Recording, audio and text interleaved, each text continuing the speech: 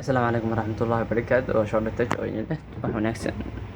Asxaabteeda meel walba aad dunida faydka joogtaan. Waa kana kombiyuutarkii aan sheegay garbaha ka jabsanaa oo fiidiyogiisa aan hore u daawateen cashirkiisa horena fiidiyogiina soo dhigay. Waa kana u jeedin siduu u yahay sidoo hadda u caafimaad qabo isagoo dhan u jeedin kana waa aragtaa nadiif yahay labadii garab waa kaasaa maasha Allah si fiican loo habeeyey waa jeedin insha Allah bidnaahi kariim xajinaya asxaabteeda meel walba joogtaan si walba ay maqlaysaan fiidiyowga inoo qancin doono anigoo sidaan like iyo subscribe inay saartaan kombiyuutarkiina waa kana alxamdulillah waa caafimaad qabaa isagoo dhan oo dhammaystiran yahay maasha Allah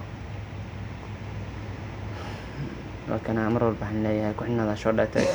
si aad ula socotaan waxyaabaha ugu dambeeya ee teknoolajiyadda sida noocyada laptopyada iyo kombiyuutarada insha Allah bidnaahi kariim anigoo codsanaya asxaabteeda inay sii share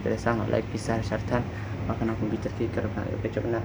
waxaan u jeedin waa koolo hor loogu soo dhejiyay kooladan bacaha caadiga waaye wax garaafaha aan u geystay maaha